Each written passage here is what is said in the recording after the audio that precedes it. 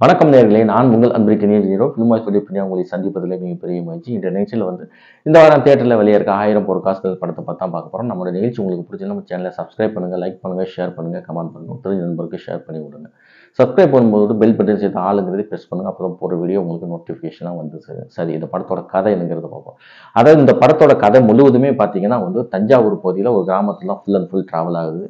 அதாவது பார்த்தீங்கன்னா இந்த படம் பார்த்தீங்கன்னா ஒரு காமெடி படம் தான். அதுக்கான ஒரு ஸ்டார் காஸ்டில் வச்சு அந்த படத்தை எடுத்திருக்காங்க. இப்போ கதை என்னன்னு மெயினாக பார்க்கும்போது பார்த்தீங்கன்னா இந்த படத்தில் மெயினாக 2 கேரக்டர். ஒன்று பார்த்தீங்கன்னா சரவணன், இன்னொரு விதார்த்து. சரவணன் பார்த்தீங்கன்னா விதார்த்தோட தாய் மாமா. சரவணோட தங்கச்சி பையன் தான் வித்தார்த்து. அப்போ சரவணை தான் முதல்ல இல்லை வருவார். இப்படிதான் சரவணன் அவரோட எப்படி டைப்னா திருமணம் செய்யாமல் தனியாக இருப்பார். ஒரு வீடு இருக்குது, சொந்த வீடு. அவருடைய ரொட்டீன் வேலை என்னன்னு பார்த்தீங்கன்னா நல்லா கோழி, சேவல் இதெல்லாம் சமைச்சு சாப்பிட்டுட்டு நல்லா என்ஜாய் பண்ணிட்டு இருப்பாரு, தூங்குவார். வேற எந்த வேலைக்கும் போக மாட்டார். கவர்மெண்ட் கொடுக்குற இலவச பொருள்லாம் வாங்கி அதை என்ஜாய் பண்ணிக்கிட்டு இப்படி தான் இருப்பார் தவிர அதுதான் அவருடைய ரொட்டீன் வாழ்க்கை.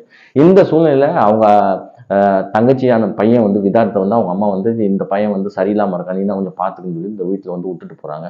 அப்போ பார்த்தீங்கன்னா வித்தார்த்துக்கு அந்த ஏரியாவில் ஒரு கடை வச்சிருக்கிற பொண்ணு ஒருத்தவங்களுக்கு காதல் ஏற்படுது. அந்த சூழ்நிலையில் பார்த்தீங்கன்னா விதார்த்தோட எதிர்த்த வீட்டில் ஒருத்தர் மீன் விற்கிறாரு. அவருக்கு பஞ்சாயத்து பொருள் ஒரு இது கொடுத்துருக்காங்க. அவருக்கு மட்டும் இல்லை, அந்த ஊருக்கே சொல்லியிருக்காங்க, நீங்கள் டாய்லெட் கட்டினீங்கன்னா உங்களுக்கு 12,000 நிதி இது கொடுப்பீங்க. அப்போ அவர் ஏற்பாடு பண்ணி அதை செஞ்சாரு. அவங்க செஞ்ச டாய்லெட்லேயே போய் ஒரு ஃபோட்டோ எடுத்து நான் போய் காசு வாங்கிறேன்னு சொல்லிட்டு வாங்கிறாரு. அதுக்கப்புறம் இவங்க 2 பேருக்கும் ஒரு சிறிய பிரச்சனையாக வரும்போது பார்த்தீங்கன்னா பிரசிடென்ட் என்ன சொல்லிடுறாருன்னா நீ கண்டிப்பாக பாத்ரூம் கட்டி ஆகணும்னு சொல்லும்போது சரவணன் வித்தார்த்தும் பாத்ரூம் கட்டுறதுக்கு ஒரு குழி தொண்டை போய் அதுக்கப்புறம் பார்த்தீங்கன்னா அங்கே ஒரு பெரிய ஒரு புதையல் ஒன்று கிடைக்குது, 1000 பொற்காசுகள் ஒரு பானையில். அதுக்கப்புறம் உங்கள் வாழ்க்கை என்ன ஆகுறது தான் இந்த படத்தோட மீதி கதை. இந்த படத்தோட கதையை பார்க்கும்போது ரொம்ப சூப்பரான ஒரு நாட்டு, அதை நீட்டாகவே ப்ரெசென்ட் பண்ணியிருக்கான்னு சொல்லலாம். இந்த படத்தோட இயக்குனர் ரவி முருகையா ரொம்ப அட்டகாசம் பண்ணியிருக்காரு. ஏன்னா ஃபர்ஸ்ட் ஹாப் ஒரு அரை மணி நேரத்துக்கு ஒரு ஜாலியான ஃபன்னாக ஒரு டைப்பில் போய்கிட்டே இருந்தாலுமே பார்த்தீங்கன்னா அந்த பொற்காசுகள் வந்ததுக்கப்புறம் அந்த கதை வேற மாதிரி ஒரு இடத்துல போய் நின்று வேற மாதிரி இடத்துல போய் நின்று டிராவல் ஆகி அட்டகாசம் பண்ணியிருப்பாங்க. அவ்வளோ ஒரு நீட்டான ஒரு ஸ்டார் காஸ்ட் வச்சு சூப்பராகவே ப்ரெசென்ட் பண்ணியிருக்காருன்னு சொல்லலாம். இந்த கதைக்கு என்ன தேவையோ அதை கண்டிப்பாக அட்டகாசமாக கொடுத்துட்டாருன்னு சொல்லலாம். இப்போ பெர்ஃபார்மன்ஸ் அடிப்படையில் இங்கே யார் யார் சூப்பராக பண்ணிருக்காங்க ஒரு விஷயம் இருக்குல்ல, அதில் பார்த்தோன்னா ஒரு பக்கம் இங்கிட்டு வித்தார்த்து, இன்னொரு பக்கம் பார்த்தீங்கன்னா நம்ம சரவணன். வித்தார்த்து சும்மா எந்த கேரக்டருமே சட்டில்டாக ரொம்ப யதார்த்தமாக நடக்கக்கூடிய ஒரு சூப்பரான ஃபைனான ஆக்டர். அவர் இந்த படத்துக்கு என்ன தேவையோ அதை நீட்டாகவே பண்ணியிருக்கான்னு சொல்லலாம். ஸ்டார்டிங்கில் எண்டு வரைக்கும் அவரோட கேரக்டர் ரொம்ப சூப்பராகவே பண்ணியிருக்காரு. அது அந்த காசு வந்ததுக்கப்புறம் அவர் செய்யக்கூடிய ஒவ்வொரு விஷயங்களும் சூப்பராகவே இருக்குன்னு சொல்லலாம். அதுக்கப்புறம் பார்த்தீங்கன்னா நம்ம சித்தப்பு சரவணன் அவரோட கேரக்டர். சரவணன் இருக்குது இதான் அல்வா சாப்பிட்ற மாதிரி ஒரு கேரக்டர். சும்மா போகிற மாதிரி இல்லாமல் சும்மா செய்கிற மாதிரி ஒரு கேரக்டர் சும்மா அட்டகாசம் பண்ணியிருப்பாருன்னு சொல்லலாம். அவர் எப்படி அந்த லைஃப்பை என்ஜாய் பண்ணியிருக்காரு, சாப்பிட்றாரு, இது பண்ணுறாரு, அந்த டிவியெல்லாம் வால்யூம் இன்க்ரீஸ் பண்ணிட்டு எப்படி ஒரு சம்பவம் செய்வாங்க ஒரு விஷயமாகுது, அந்த காசை எப்படி எடுக்கணும், அதை எப்படி செய்யணுங்கிறக்கா ஒவ்வொரு விஷயத்தையும் செய்யக்கூடிய விஷயமாகும். அந்த போலீஸ் நடக்கிற விஷயம், பஞ்சாயத்து போர்ட்டு சம்மந்தமாக நடக்கக்கூடிய ஒவ்வொரு விஷயத்துலையும் சூப்பராகவே ஹேண்டில் பண்ணியிருப்பாரு.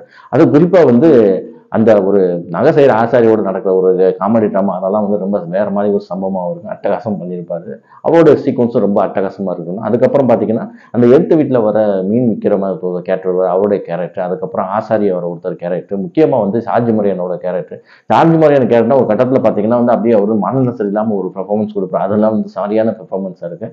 அதுக்கப்புறம் போலீஸ் கேரக்டர் அவர் பிரசிடென்ட் அவர் வருது. அதே மாதிரி பார்த்தீங்கன்னா ஒரு ஒரு பெரிய சேசிங் சீன்ல ஒரு காமெடி சீக்வன்ஸ் நடந்திருக்கு. அதெல்லாம் பார்த்தீங்கன்னா அந்த சார்ஜ்மேனோட ஒய்ஃப் அவரோட பெர்ஃபார்மன்ஸ். அதுக்கப்புறம் ஒருத்தர் இந்த குருவி இதெல்லாம் பிடிக்கிற ஒரு இதுவும், இன்னொருத்தர் அதாவது ஜார்ஜ்மேனோட ஃப்ரெண்டு ஒருத்தர் அவங்க செய்யக்கூடிய காமெடி சீக்வன்ஸ், அந்த கயிறை கட்டிட்டு மரத்தை வச்சு பிடிக்கிறதெல்லாம் சும்மா ஒரு அட்டகாசமான பெர்ஃபார்மன்ஸ் பண்ணியிருக்காங்க. நீட்டாகவே இருந்துச்சு. இந்த படத்தில் ஸ்டார் காஸ்டோட ஸ்டேஜிங் நீட்டாகவே பண்ணியிருக்காங்க. ஒரு சரியான ஒரு ஸ்டேஜிங் சூப்பராகவே இருக்கும். ஒவ்வொருத்தவங்க கேரக்டர் பெரிய ஆர்டிஸ்டாக இருந்தாலும் தெரிஞ்ச ஓரளவுக்கு தெரியாதவங்களை வச்சு நீட்டாகவே பிரச்சனை பண்ணிக்க சொல்லலாம். அந்த படத்தை நீட்டாகவே கொடுத்துருக்காங்கன்னு சொல்லலாம்.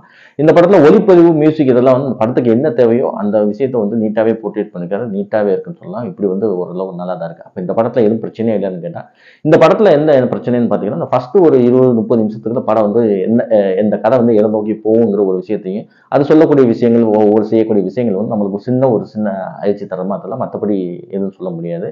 அதுக்கப்புறம் பார்த்தீங்கன்னா ஃபர்ஸ்ட் ஹாப்ல ஒரு மயனக்கரையில் ஒரு ஃபைட் வரும். அது தேவையா, அதுக்கு என்ன காரணத்துக்கு அது வச்சாங்கன்னு தெரியல. அது நம்மளுக்கு ஒரு பெரிய மைனஸ் பாயிண்டாக இருந்துச்சு.